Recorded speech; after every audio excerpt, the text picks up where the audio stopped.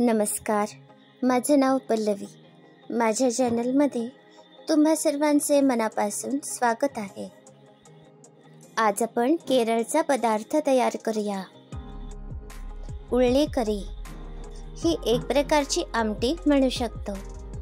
ही उळ्ळी करी पातळ किंवा दाट अशी करतात. ही उळ्ळी करी तुम्ही भातासोबत किंवा चपाती भाकरीसोबत सुद्धा घेऊ शकता. हा पदार्थ तयार करण्यासाठी अगदी सोपा आहे. चला तर आता वेळ न दवडता आपण हा पदार्थ तयार करूया. 4 हिरव्या मिरच्या उभ्या आकारात चिरून घेतल्या आहेत. 1 इंच आले बारीक चिरून घेतले आहे. थोड्याशा लसणीच्या पाकळ्या घेतल्या आहेत. 4 मोठे कांदे या आकारात चिरून घेतले आहेत.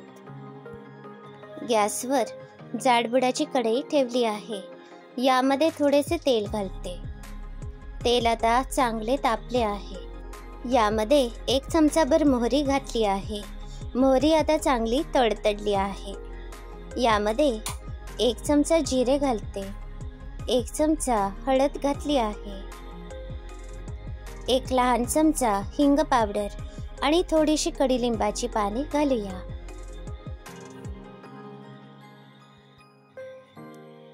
आता या फोडणीमध्ये चिरलेल्या हिरव्या मिरच्या, आले, लसूण घालूया. या हिरव्या मिरच्या फोडणीमध्ये चांगल्या परतूया.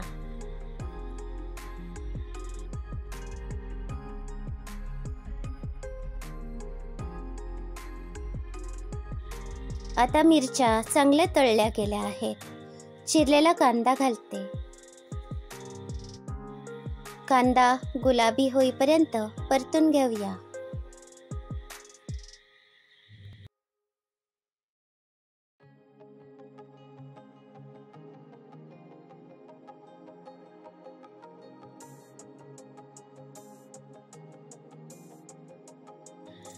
हा कांदा आता गुलाबी रंगावर परतून घेतला आहे.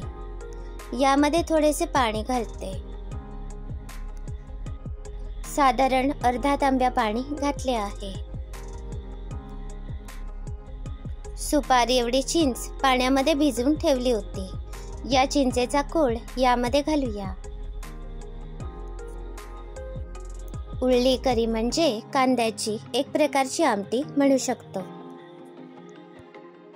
गॅसवर मोठ्या आचेवर ही आमटी शिजण्यासाठी ठेवली आहे. आता यामध्ये चवीप्रमाणे बारीक मीठ घालते. आपण फोडणीमध्ये हिरव्या मिरच्या घातल्या आहेत. यामुळे आवश्यकतेप्रमाणे तिखट घालूया. 3 चमचे तिखट घालते. 2 चमचे तांदळाचे पीठ घेतले आहे. आता अर्धी वाटी पाणी घातले आहे. या तांदळाच्या पिठाचे मिश्रण तयार करूया. उळ्ळी करीमध्ये तांदळाचे मिश्रण घालतात. यामुळे दाटपणा येतो. तांदूळ पिठाचे मिश्रण या आमटीमध्ये घालूया. ही उळ्ळी करी 5 ते 8 मिनिटे चांगली उकळूया.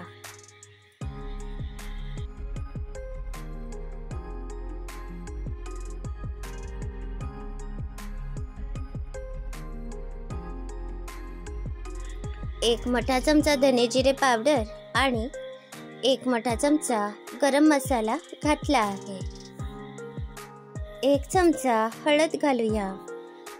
तुम्हाला आवडत असेल तर गूळ घाला, नाही घातला तरी चालेल.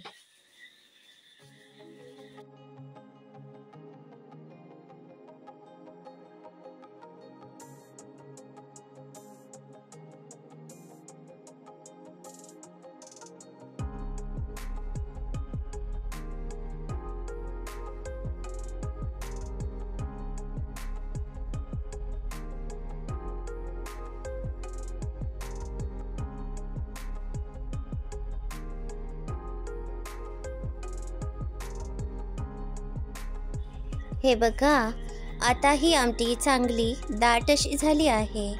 आता 1 ते 2 मिनिटांनी मी गॅस बंद करते. ही उळ्ळी करी चवीला चांगली लागते. तुम्ही सुद्धा ही रेसिपी नक्की करून बघा. तुम्हाला हा पदार्थ नक्की आवडेल. अशाच नवनवीन आणि अगदी सोप्या रेसिपी बघण्यासाठी माझ्या चॅनलला नक्की भेट द्या. याबरोबरच जर तुम्हाला माझ्या रेसिपी आवडत असतील तर माझे चॅनल नक्की सबस्क्राईब करा. हे व्हिडिओ सगळ्यांना शेअर करा. धन्यवाद.